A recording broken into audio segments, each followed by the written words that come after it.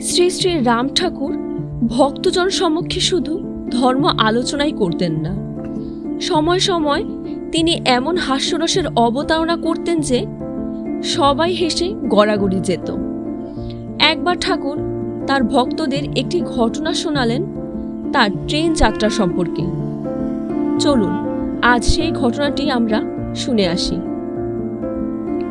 একবার ট্রেনে করে চলেছেন ঠাকুর, গাড়িতে বেশি ভিড় নেই।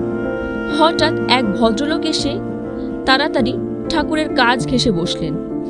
অন্তর্যামী ঠাকুর তার পাশে বসাটা অনুমান করলেন।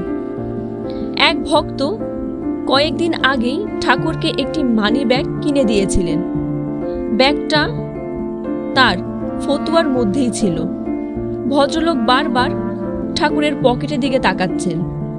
ঠাকুর আলগোছে ব্যাগটা একটু উঁচু করে রেখে জানালার বাইরে তাকিয়ে রইলেন। পরের স্টেশনে ভদ্রলোক ব্যস্তভাবে নেমে গেলেন। ট্রেন ছেড়ে দিল। রাম ঠাকুর বলে উঠলেন, হ্যাঁ গা, আমার মানি ব্যাগটা ভদ্রলোক নিয়ে নেমে গেলেন। ওতে গোটা 20 টাকা ছিল। একজন বলে উঠলেন, তা একটু আগে বললেন না কেন? ঠিক ধরে ফেলতাম ওই পকেট মারটাকে। একটু থেমে ঠাকুর বললেন, ছি ছি, উনি পকেটমার হতে যাবেন কেন? ভদ্রলোকের সংসারে বড় টানাটানি চলছিল, দরকার পড়েছিল, নিয়ে গেছেন। তাছাড়া উনি যখন আমার পাশে এসে বসলেন তখনই আমি বুঝতে পেরেছিলাম ব্যাগটা ওনার দরকার। যাকে ভদ্রলোকের উপকার হলো।